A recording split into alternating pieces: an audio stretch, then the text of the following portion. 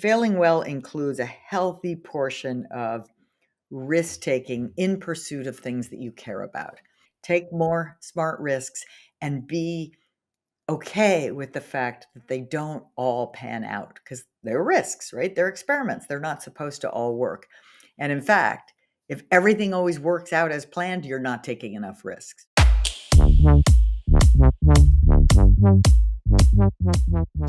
Today, I'm so excited to welcome Amy Edmondson to the podcast.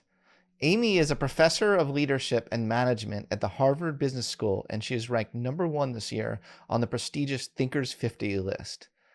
Amy is such a legend in my field. I first came across her work when she came up with her idea of psychological safety, which is a concept that has been really powerful in the workplace to empower people to speak their truth and to challenge structures and systems and powers that need to be challenged. And also just for people in the workplace to feel safe to work there and feel safe to express what they think is working and what they don't think is working. So her work has been so seminal in helping us understand the importance of psychological safety in the workplace. But today's episode really focused on her new book, which is the idea of failing well. And this is such an important idea. You know, the idea that we can take smart risks in our life and that risk-taking in pursuit of the things you care about should be encouraged. There's one idea that really stood out to me in this whole interview, and that's that choose to play a game where you fail more often than you succeed. If you just decide that that's the game you're going to play in life, then all these seeming failures that you accrue in your life are not something to shun or not something to be upset about. It looks like the thumbs up just automatically happened there. That's pretty cute. If you decide to play that game in life, all the sort of failures that come your way are things that are not things to fear. She makes a lot of really clever and nuanced distinctions between failures and errors. She talks about 3 different archetypes, 3 different awareness zones. But the bottom line of this whole episode is that failure often brings us value. It brings us new perspectives. It brings us new knowledge. And we can have fun. You know, we can have fun from failure. I mean, failure isn't inherently fun, but we can try to make it fun. You know, it's part of life. At the very least, we can just accept that it's part of life. We can help people reframe failure as a part of learning, and it does not have to be a source of shame. So I really think that this episode will give you all the practical tools that you'll need to fail well. Lots of implications here for society, education, the workplace, for parents. So let's get into it already. Without further ado, I bring you Amy Edmondson. Amy Edmondson! So We glad did to it. have you. Yeah, we did. Thank you for coming on the Psychology Podcast. My pleasure. And huge congratulations to you for topping the Thinkers 50 ranking. That is huge, although I have a feeling it wasn't your first year that you topped that. It was my second time, but I was stunned, flabbergasted even. So thank you. Well, it's quite an accomplishment, but it just reflects your incredible career that you've had so far. And this new book is really cool. I mean, I'm a longtime fan of your work on psychological safety, right? And this going into this territory now, I'm wondering when you started to get into this territory. You know, when did your research when did your attention start to go in that direction? Well, you know, it's really all of a piece. It's one big integrated whole, and I can zoom in, you know, like a fractal on psychological safety. I can zoom in on failure. I can zoom in on teaming and collaboration. But my overarching desire has always been how to help people and organizations learn in a world that keeps changing. And because early on in my graduate career, I sort of stumbled into the chance to study mistakes and failures in the healthcare setting, that's actually how I got to psychological safety rather than the other way around. Oh, that's interesting. Tell me a little bit more about your background then. Like, what was your dissertation about? Well, my dissertation was called Psychological Safety and and learning in work teams. And actually, it was group and organizational influences on learning in work teams. And psychological safety was sort of the centerpiece of it. And it came about quite by accident. I was part of a large study of medication errors, and and the reason I was interested in that, because I understood the basic idea that we have to learn from mistakes. Teams have to learn from mistakes, organizations have to learn from mistakes. So I was happy enough to join this project. And what happened was I discovered that there were, and this wasn't what I set out to look at, but I discovered that there were remarkable differences across work teams in their willingness to talk about error, in their ability to speak up when they didn't know what to do or when they thought someone was doing something wrong. And this I later called psychological safety. And I, I was interested in it primarily because it was a precondition for learning. If teams can't, if you can't speak up about mistakes, you can't learn from them. If you can't speak up and sort of ask for help from someone, you're not learning. So it was basically learning from the beginning. Yeah, it's all connected. Yeah, it's all So, connected, and it was the role of failures and mistakes was always just such a big part of it as well. yeah, and that's the new topic. It's the topic of this book and your most recent book, and we'll definitely get there. Since I've never had you on my podcast before, I'd love to spend a couple minutes just talking about psychological safety. I'd Absolutely, feel remiss if I didn't. totally. Um, how do you define psychological safety? Is the primary component there being feeling safe to speak up in a corporation or a company kind of situation where you might feel a lot of pressure to stay silent or be quiet? Yes, it's a belief that your context is safe for interpersonal risks, primarily the interpersonal risks of speaking up with an idea, a question, a concern, a mistake, a dissenting view, all of those sort of utterances that are interpersonally challenging. It's never easy to say something, either at work or in other contexts in our lives, that might lead someone else to not think well of you. Right? We have a natural instinct to self-protect, and we don't want to look ignorant, incompetent, intrusive, or negative. So we will generally err on the side of let's wait and see. Right? If I think you're doing something wrong there, rather than quickly point that out, as would be sort of natural to do in some sense, I don't want you to think less well of me, so I hold back. So psychological safety describes the rather unusual environment where you really do believe your voice is welcome. Not that it's easy or effortless to speak up with potentially controversial ideas or when you've made a mistake, but that you believe it's welcome, it's expected, it's what we do around here. So that's psychological safety, and primarily I've studied it in the work context, in the context of people who are interdependent in getting work done. Yeah, yeah. And as much as I think that it's important to keep your politics out of the workplace, we're becoming a really, really increasingly fractionated society. It really concerns me, especially America.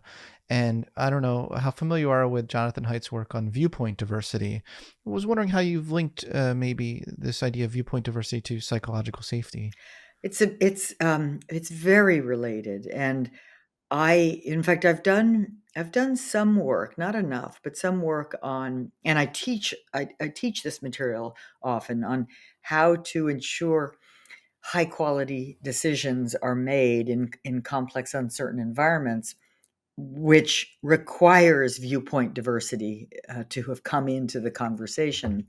And in part, when psychological safety isn't present, and a variety of other reasons, people will often, they want to be likable, they want to be friendly, what have you. They will hold back their differing views. So viewpoint diversity is an absolutely essential element of high quality decisions under uncertainty, and yet a lack of psychological safety and also a desire to be likable or look good in front of especially high status others will lead people to withhold their opinions. So yes, right. There are real connections here between these different ideas. Yeah, because I think like on college campuses right now, I think a lot of Republicans don't feel psychological safety. It's just it depends on what the context is we're talking about. Yeah, or let's it's I'm not sure anybody feels terribly psychologically safe, from any sort of political perspective in terms of the the stakes have gotten higher, right? The stakes for if you say something wrong, you're now subject to cancel culture or worse, and so I think we have created a very fraught interpersonal environment. This is tricky, right? Because I guess I started my research career, and most of it is still this way, looking at the work environment and really looking at the the things we have to talk about so that we can get the work done, so that we can make, if we're an executive team, so that we can make good strategic decisions, if we're a new product development team, so that we can include the features that customers most want, and if we're taking care of patients, again, speaking up quickly to make sure we don't give the wrong drug, the wrong dose, etc. So I have been primarily interested in the work and what it takes, which I think is a lot, to do work well, especially interdependent work. And it seems odd in a way that people would hold back work relevant observations, concerns, but they do. Even people trained as engineers, I have plenty of evidence of this, will hold back. Um, I think it's a different phenomenon, also important, and I'd love to sort of think aloud with you on it, but that of people feeling that it's no longer safe to express their political views. Um, and because, I mean, maybe on a college campus, that sort of is the work, or if you're in a course, a political science course, that is the work. So yes, absolutely. And, a thoughtful facilitation of a good conversation may help. But there's so many ways we can go with this, because what's coming into my mind is this is not just, or maybe not even primarily, a psychological safety problem. It's primarily a quality of discourse problem. Most people have not learned the skills to have productive conversations that Chris Argyris might think about as truly learning oriented, right? Where we are balancing advocacy and inquiry. That means statements and questions. Where we are using high quality advocacy and high quality inquiry, which means we're not stuck at the top of a ladder of inference, debating or even offering our conclusions. This guy's terrible, or whatever. Right? We're offering evidence and data, and we're walking through our reasoning to try to help people. Like if I see something differently than you, um, my natural, spontaneous res- response is to say, I'm right and you're wrong. But a more thoughtful, learning oriented response is to say, I wonder why I think X and you think Y. I'd like to walk through my thinking with you and tell you some of the evidence, some of the facts, some of the data that I tend to look at. And I know it's selected from a vast amount of data. I'm sure you're looking at some different ones and maybe some the same. Like, let's walk through our thinking together and see if, as a result, we can both learn more. We don't do that very often. People haven't learned the skills to do that, and so they get stuck at the top of the ladder of inference with their conclusions, saying, "It's not safe for me to express my conclusions." Yeah, and in that spirit, let's continue that conversation because I was trying to think of specific examples to make this concrete. Um, Yeah. it seems to me like a big problem is when the company has certain sacred cows that can't be challenged. To Yes, me, that's what I'm thinking of. right. So I'm thinking of examples like DEI programs are sacred cows in some companies now. It's taboo for someone in the company to say, actually, I don't think the way we're going about it is effective. Right. And so how do you hold a space for dissenting opinions when a certain sacred cow of the company is a certain way? I guess that's what I'm thinking. Yeah, I mean, so if I think that's a great example. So if I worry, I mean, if I am under the belief that the way we're going about our DEI program isn't working, if it's a valid belief, it comes from somewhere. So I think I have a responsibility, maybe first alone and then together, to think through, why do I think that? Like, what are my concerns? And then I need to express them in the following way, right? I have some concerns about how we're going about this policy. Um, I'd love to share them with you, um, and hear your reactions, because I'd love to learn more from, how you see it. Let's say if you see it differently. So it's not coming and saying, "Oh, I think this is bunk, and it's not safe to say so. So I'm just going to shut up and ride it out." That's neither a terribly learning oriented nor a terribly responsible stance. Now, what I'm asking us and people to do is really hard, because it means we have to first have the discipline to pause and examine our own thinking. Like, how did I get here? Right? How did I get to the conclusion, or maybe the tentative conclusion, that this program um, is failing us, or is not serving a productive end? And I've got to have something that's leading me to think that, right? I mean, and it could be, I mean, it could, let's think of possibilities, right? It could be that, many of the people I know who are in my dominant group, are feeling, maybe rightly or wrongly, that they now are not, welcome to apply for certain jobs, because they're being reserved for other people who are not in their group. Um, let's talk about that. Right, let's test it and explore if that's true, what are the implications of that? If that's not true, how do we help them understand that it's not true, so that they put their hat in the ring? I'm trying to get concrete here, but I think we've gotten so good at jumping up to our conclusions and then sticking with them and believing they're either welcome or unwelcome, and then saying we're stuck. We're not stuck. We're fallible human beings who need to be good learners. And that attitude that you just described is seen in every direction, which doesn't cause great progress of learning No, on either side. no, it Yeah, creates stagnation and stuckness.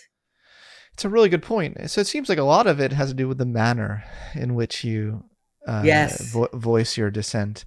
Because yes. there is really high quality research showing that diversity training programs backfire, and that's really Yeah, problematic, and it's it high. needs to Yeah, be known. absolutely. Yeah. It's high quality. If you're thinking of Frank Dobbin and others, it's very high quality. Also very macro. Right? They're getting data, which is what you do if you're doing research.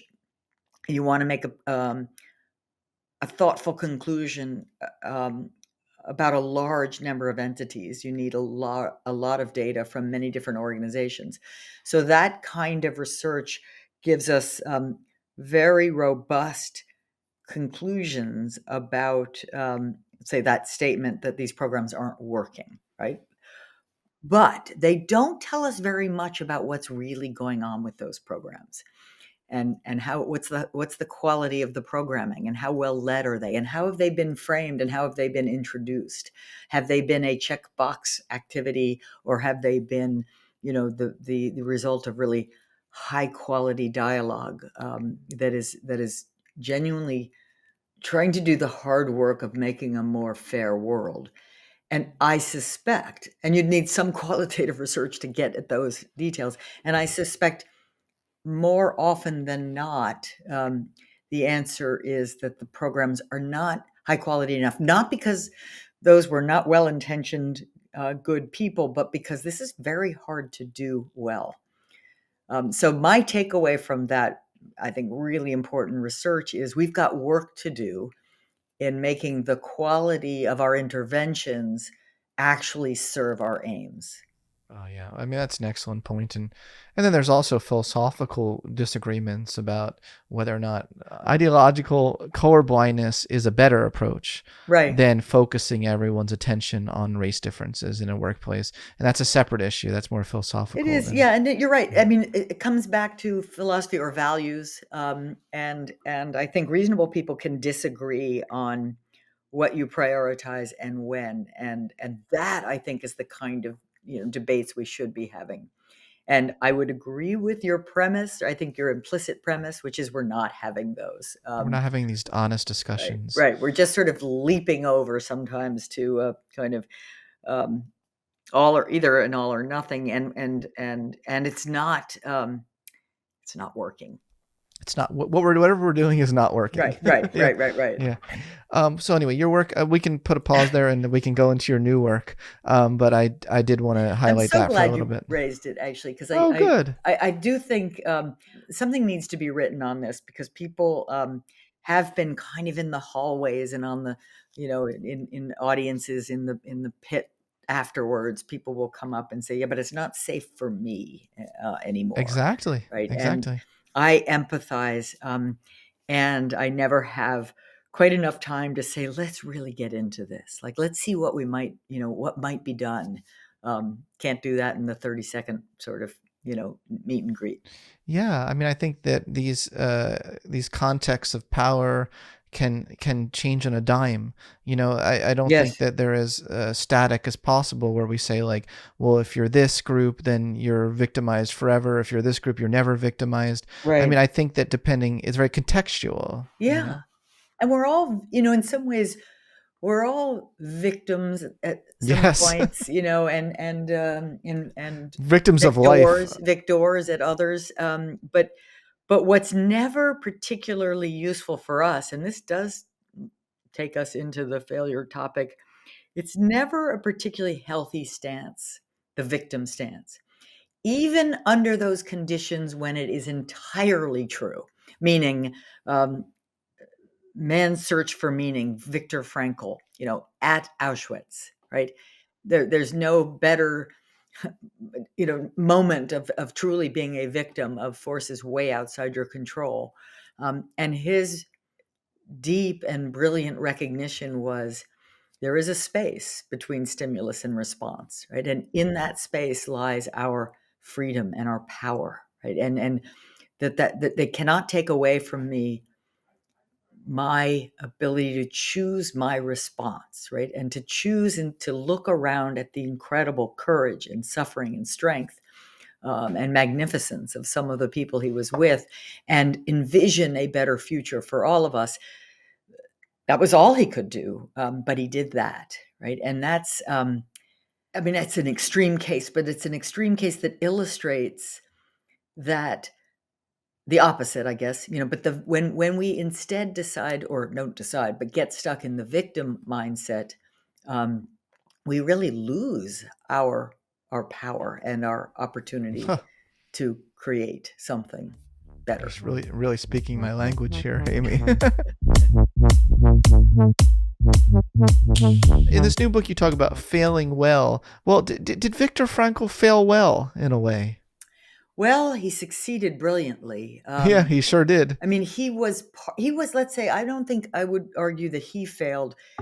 He was in a deeply and profoundly large failure, a He was in massive, a system of complex, failure. systemic failure, that had many, many opportunities to have redirected it, years and years earlier, but not opportunities that Viktor Frankl himself was in charge of. But he was um, an unwitting participant in this massive societal failure, and made better psychological choices than most. And so, in that sense, he was navigating failure well. I love that. He was navigating a system of failure well. Um, I was trying to think of a meta kind of view of what does failure mean, Yeah. what is even what if you just don't interpret anything as failure? Like what if you just refuse to Right. even have that vocabulary? And I so love that. everything that feels like a setback is actually Sure. growth. It's fodder for growth. It's true. It's nature includes failure, right? We all, death is failure when I mean, we have to, it's part, in other words, I'm agreeing with you that the word may be problematic, right? Because the word means an undesired outcome. We wanted something else, we got this. So it's, the project was supposed to succeed, but it failed. And yet that's our narrow, human perspective. I wanted that project to succeed, but the universe didn't want it to succeed. So therefore, um, it's it depends on perspective, right? It's the from the perspective of universe, maybe that's not a failure, but that's well beyond my pay grade. Mm-hmm. Mm-hmm. Well, that's fair enough. Well, let's stick with the way you frame it in your book. You say there are many reasons why we hate failure. One, aversion. We have this emotional, visceral response. Probably evolution designed us that way. Or Right. confusion. When we don't have a healthy relationship with our failure, it can confuse us. And fear, which is obviously the social stigma. Have you found in your research that one of those three seems to be most prominent among humans? Well, I think I have a biased perspective because I've been most interested in the interpersonal realm. So, in a way, those are those three sort of factors that lead us to have an unhealthy relationship. The aversion, confusion, and fear. Aversion is kind of a spontaneous emotional response, and confusion is cognitive.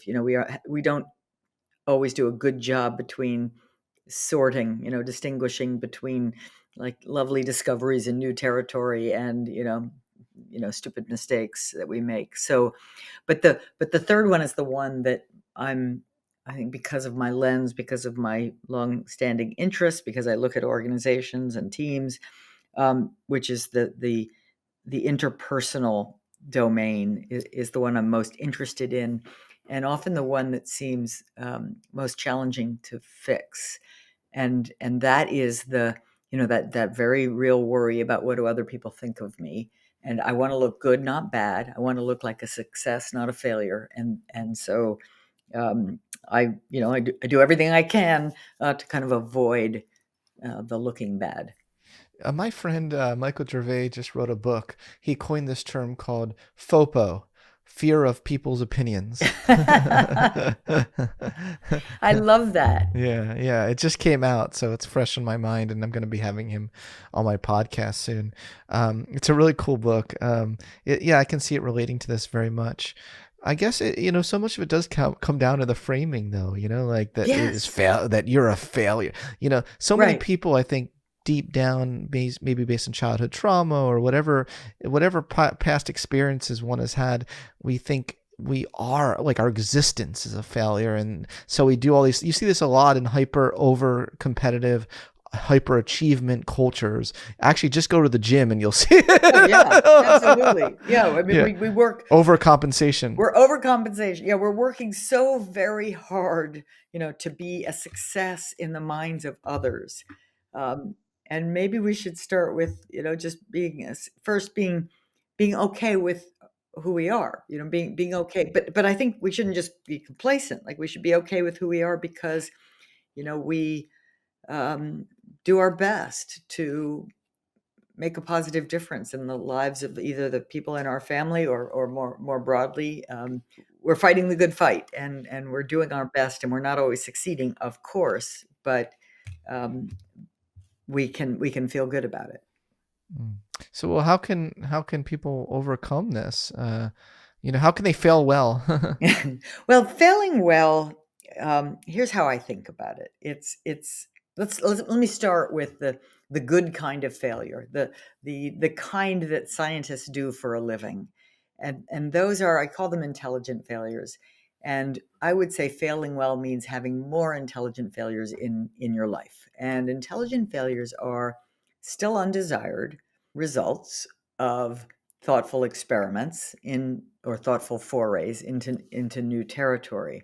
So to be intelligent, it has to be in pursuit of a goal in territory where you can't avoid it by doing your homework. You do your homework to have a thoughtful hypothesis or a good reason to believe that what you're about to do might work. And then you want to keep it as small as possible. And so that describes anything from trying to make a new friend, going on a blind date, to a project at work, to a scientific experiment. It covers a lot of territory. But and maybe a better way to put this psychologically is take more risks, right? Take more smart risks. Don't run out into traffic in search of a lost ball, right? Take more smart risks and be okay with the fact that they don't all pan out, because they're risks, right? They're experiments. They're not supposed to all work. And in fact, if everything always works out as planned, you're not taking enough risks, right? You're not stretching, you're not growing. So failing well includes a healthy portion of risk taking in pursuit of things that you care about. It also includes best practices to avoid preventable, what I'll call basic failures, as well as to try to get out ahead of and prevent and mitigate complex failures. Wow. So you have 3 archetypes you just described of failures: Right, basic, complex, and intelligent. right. How did you come up with that? Where do you come up with this stuff? I came up with it years ago. Actually, about a decade ago, a little more than a decade ago. I was asked to do a talk. Teresa Amabile asked me to come do a talk in her creativity conference. I love her. And I do too. She's such a gem. And so I thought, I'm going to talk about failure, right? Because I was really interested. I've always been interested in innovation. I was also interested in, medication errors and organizational learning. So I thought, I'll give a talk about failure. And then I thought, oh my gosh, I have to figure out what I want to say. So I went through all the case studies, all the research that I'd done, and said, can I categorize this in some way? And I did. And then I wrote this Harvard Business Review article about it. But it really was, it was a conceptual categorization that was, I would say, from qualitative research, like making that different category. I'm also married to a scientist, so that helps, right? I think about, I asked him, what percent of failures in your lab? He's a stem cell scientist, end in failure. And he thought about it, quite seriously. And he said, I think about 70%, right? 70% of the experiments that the young scientists in his lab were running would not pan out, would end in failure. And, I started to think about this. Like, well, how do you get out of bed in the morning? And the answer is, of course, the 30% are pretty exciting. And many of them lead to great publications or occasionally to actual therapies to cure diseases. So it's, you get out of bed in the morning despite those bad odds because A, the upside is really worth it. And B, you train yourself to understand that that's the game you've chosen to play, right? Because you're in new territory, literally, you have chosen to play a game where more often than not, you'll fail, right? You'll fail more often than you'll succeed. And so you think differently. And one of the things I think all of us need to, or could sort of get from the scientists in our lives is to think more like them, and less like 19th century industrialists who believe you can just sort of say, here's the target and then hit it. Or, here's our 10-year plan and then we'll meet it. It's like, no, we don't live in that world anymore. That's a really good point. Yeah. I fear sometimes I need to think less like a scientist just to communicate with other humans in the everyday. Well, there's that. But what I mean by think like a I do know what you scientist mean. I do know what you mean. Think about possibilities. Think about where you might be wrong. Think of your actions more as hypotheses than as guaranteed plans, that will always work. I knew what you meant, Amy. I was making a joke. And it was a good one. The supermarket, I'm like, statistically, this product is not going to do well for my cholesterol. People are like, we don't care about that. But anyway, okay. What is the difference between mistakes, errors, and failures? Well, I treat mistakes and errors as synonymous. One is more academic sounding than the other, but mistakes are deviations from known practices, procedures, or policies. Right? There is established knowledge in place to get the result you want to get, and you deviate from it by mistake, without intention, and that's a mistake. Um, Failures can be caused by mistakes, but they can also be simply a hypothesis that was wrong, that didn't pan out. So failure is a larger term. It covers more territory. It's any undesired outcome, whereas a mistake is a particular kind of undesired outcome. And of course, some mistakes, you make a mistake, but it's like minuscule, and it doesn't actually affect anything. So it's technically a mistake, but there was no real consequence of it. So no failure. Who invented the concept of failure? Like, isn't that an interesting question? Yeah. Like, if you go back in human history, was it school systems with tests? Like, you failed the test. Like, I wonder if that Right. started at Yeah. You all. can't have failure without without some Winning. definition of success, right? Yeah, yeah, yeah. So it probably came out in pretty early language, even before school systems. But as let's say you're trying to find a mate, and the one that you have your eye on um, goes off with someone else, right? You'd probably feel that as a failure, and you'd pivot and you'd try something else. But you probably, I bet we had that conception of a disappointing outcome pretty early. Yeah, probably.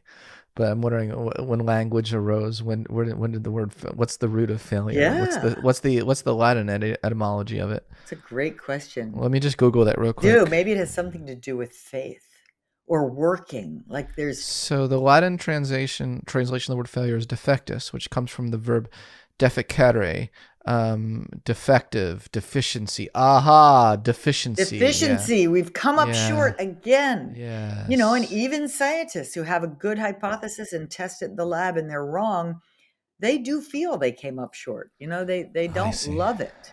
Yeah, yeah. So that's the French. It Yeah. came from a French notion of lacking. Ah, oh dear, Yeah. right? Yeah. But good Okay. to know. I should have done that myself, of course. No, well, I'm a nerd. Well, speaking of me being a nerd, your book really tickled my desire, my fancy for systematizing. You also have 3 awareness zones. I love it because you just have all these like, here are 3 archetypes. Here are Right. 3. I No, I know. love it. Just assert them, right? I know. I love that stuff. So, okay, your 3 awareness zones: self, situation, and systems. We kind of talked a little bit about systems, but yeah, could you kind of walk me through the difference between these Yeah, 3? this is actually something that often had come up often in my classes and in my own analyses of cases, of sort of complex cases. And I noticed it as a pattern a couple of years ago. I was teaching a case, and a student said, and it's something that was in the back of my mind, but basically sort of used that as a framework in her comment to describe something in her analysis, what had gone wrong in this situation. This recognition that leaders who are more self-aware, more situationally aware, and more systemic thinkers could be more effective in navigating uncertainty and complexity. So it really is. I don't want to say this is some kind of. I think the failure archetypes are. I think the 3 types of failure is a pretty robust classification system. I'm personally, at the moment, enamored with this idea that there's something fundamental about self, situation, and system awareness, especially in navigating uncertainty. I'm sure I'm missing some other element that we could talk about, but I could draw a straight line from each of these competencies to various failure stories, both the good kind and the bad kind. And so I thought it might be a helpful way to help people become more comfortable with uncertainty and fallibility. Wouldn't that be nice? Yeah, wouldn't it? Yeah, I'm still working on that myself. Oh yeah, yeah. Oh, I can resonate. I can resonate, and I really do link that. I really do see clearly now this connection with psychological safety that I didn't see as clearly before. So this has been really elucidating this conversation.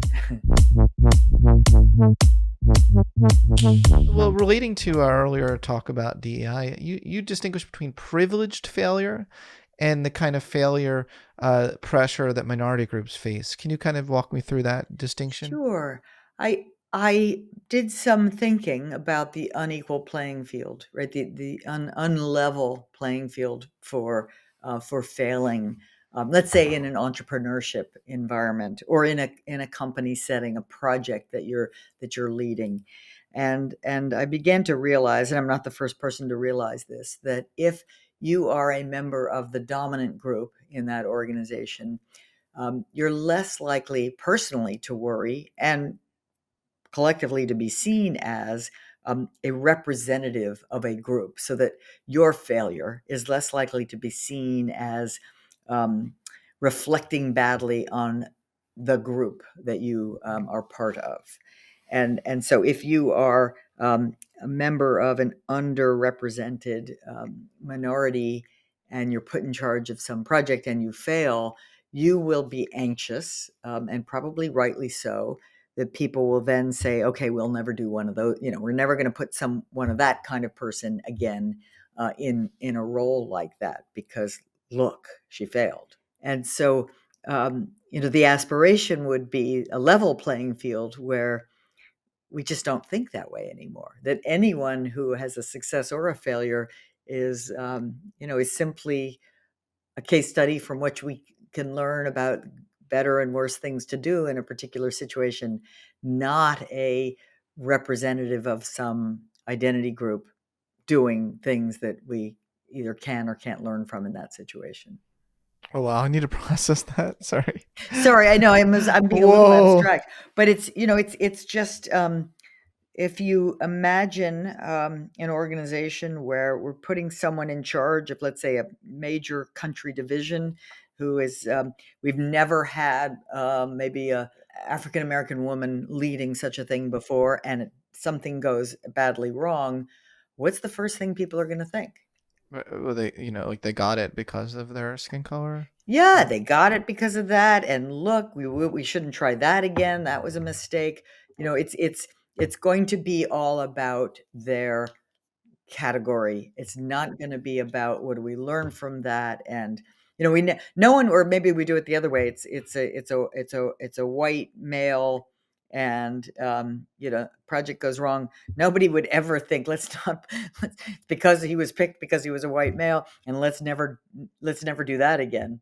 yeah, people don't think that way. Yeah, about Yeah, that yeah, just wouldn't make any sense. I mean, statistically speaking, right? yeah, yeah, yeah. I'm just thinking of because I feel like there's a lot of like insidious like microaggressions against white males these days, though.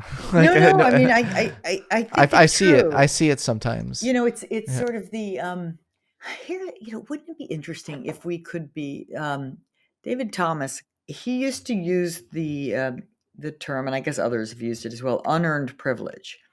And an unearned privilege, of course, refers to white men. And I would love to be at a place where that isn't, it's not an insult, right? Like we should be able to enjoy the advantages we have, and everyone, not everyone, but many people have different kinds of advantages. Some people are, more attractive, and some people are taller, and in a sense, height is one of those fantastic things where, the Same with physical attractiveness. right? Yeah, they're wildly overrepresented in not jobs like actors and actresses where that makes sense, but in jobs like CEOs where it makes no sense.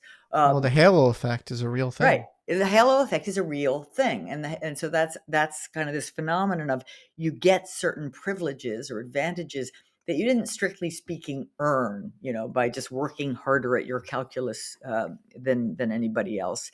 And but why does that have to be an insult? Like, you're lucky. We all got some luck, and we could celebrate it and be okay with it and not think, you're dissing me when you have such a phrase. Yeah, so the unearned privilege there is just whatever privileges are confined to having white skin. Is that the idea? Because I Yeah, think it can be an insult to treat the totality of a human based on the color of their skin. absolutely, absolutely. I'm just trying to think Yeah, this through in a or not an nuanced way. insult, but a gross minimization of who they are. Exactly. I don't Yeah, like saying that in any direction. I yeah, certainly don't. I hate racism, but I also hate when we reduce anyone to their skin yeah, color. So, but you could see a situation where a white man, for instance, has earned, they've worked extremely yeah. hard, I know many of them. and there can be an element where they, they recognize whatever privileges they've had that have contributed. But when you dismiss their achievement 100%, Right. based on No. the color of their skin, because I do see that sometimes. I do think Yeah. that's an insult. It is, it You is, know what and I it would mean? be fun to again to engage those moments and engage those situations with a truly learning oriented perspective and the skills to kind of dig into it. Wow, I mean, imagine a world where we had more mutual understanding and more just sort of appreciation for what each one of us brings to a situation, our strengths and our weaknesses, and kind of could embrace each other for who we are. Some of the things we've worked really hard on, others we've kind of skated along. It's okay, right? The whole totality of me, of who I am, could be seen by you, and vice versa, and that's unusual. It's very unusual. Is that what you think would help create a healthy failing well culture?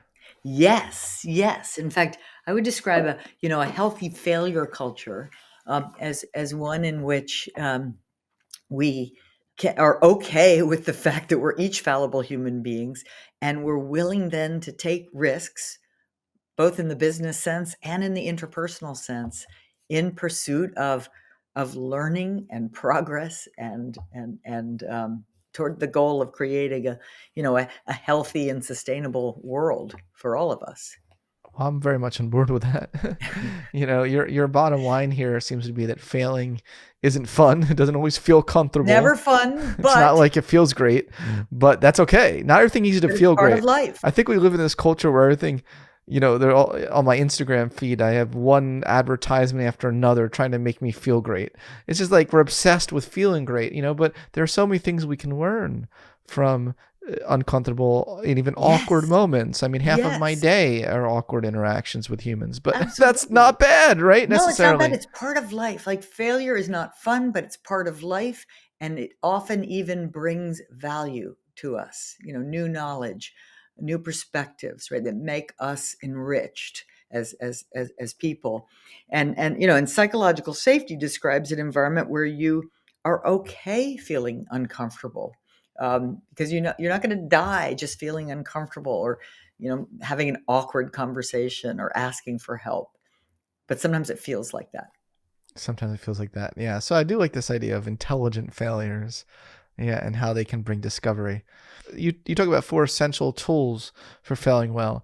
Persistence is one, persistence, and you distinguish that from stubbornness. So what's the difference between the two? Well, the difference is one of perspective, right? So I'm often intrigued by these words that are kind of strengths and positives that also have um, a flip side where it's really could potentially be describing the same behavior but seen through a critical rather than a praiseworthy lens, right? So your persistence, which is admirable, might be seen by me as stubbornness. By the way, my persistence is never stubbornness, for me. And so, and the only reason I bring that up is that I want to be clear that while persistence is a value and it's necessary, right? None of us ever accomplished anything in our lives without a little bit of persistence and hard work and grit and picking ourselves back up. Let's just go back to the proverbial bicycle, right? No child ever learned how to ride a bicycle the minute they got on, just off they went, right? There was persistence involved because it was hard. And yet I just wanted to make the point there in the book when talking about these things that there's always judgment, right? There's always discernment, because there are times in life where we have to sort of step back and say, I wonder if I'm persisting too long in a failing course of action, and the world is trying to tell me something, and it's time to sort of shift and try something else. And how do you know, right? How do you make the distinction between healthy, admirable persistence and unhealthy, problematic stubbornness? And there's no easy answer, but one suggestion would be get some other voices in, make sure to get feedback from others. I'm going to keep pushing this boulder up the hill. What do you think? Am I throwing good money after bad here? Right? Get some other perspectives and dig in and dig down to try to understand what the argument is to keep going and what the argument is to it's time to stop. And a kind of rule of thumb in that one is, persist if you have good reason to believe that there's a hurdle or two here that once we overcome it, then we will, the rest is sort of clear sailing. There's genuine evidence that there's a market for this, right? If we can only find someone to manufacture it, there will be a market. I have data to show that there are customers out there ready and willing to buy this if only we can make it. But if conversely, you got some idea and you can't even get anyone to say, yeah, love that idea, I would buy it if it existed, and no one thinks it's a good idea except you and maybe your mother, then the persistence is probably not well applied.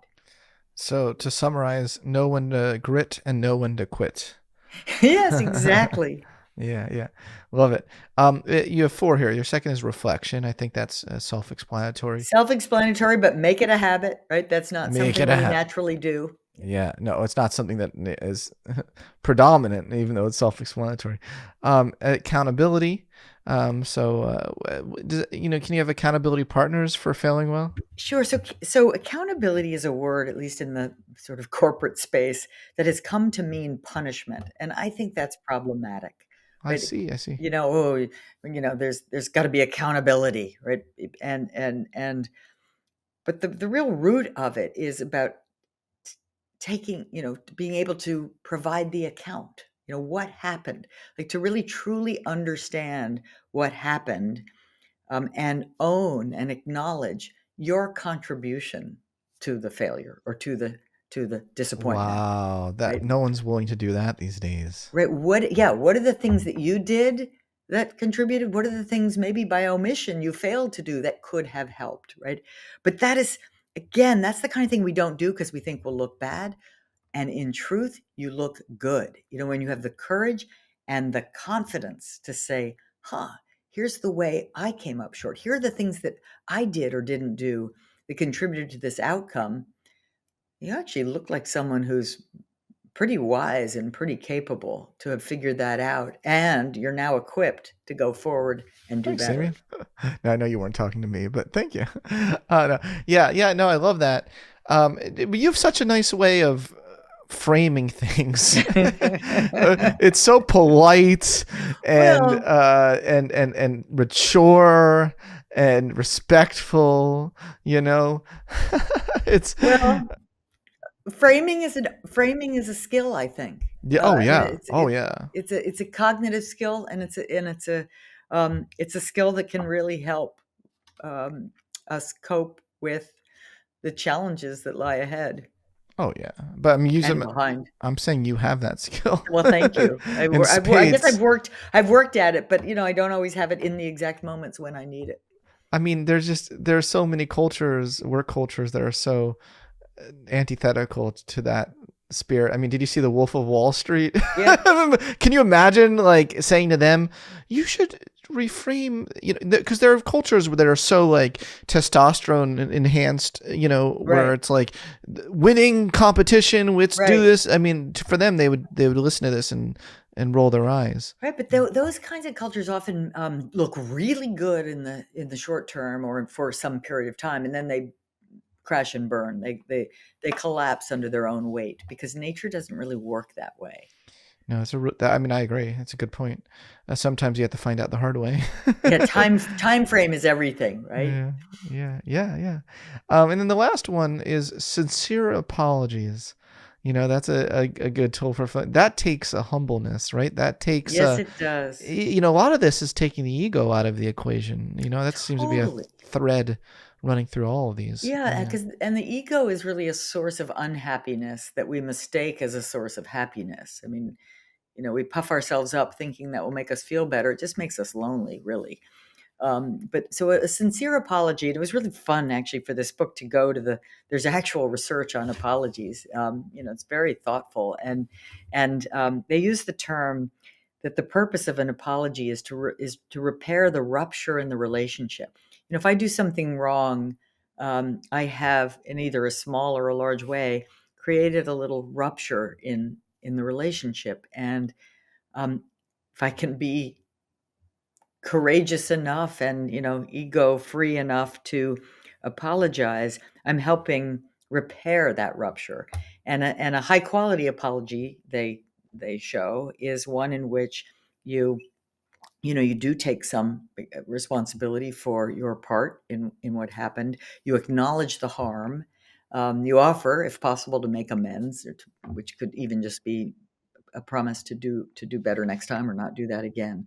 And that takes courage, it takes honesty, and it's very hard to do unless you genuinely do put the relationship ahead of ego. If the relationship doesn't mean anything to you, you'll resist the apology indefinitely.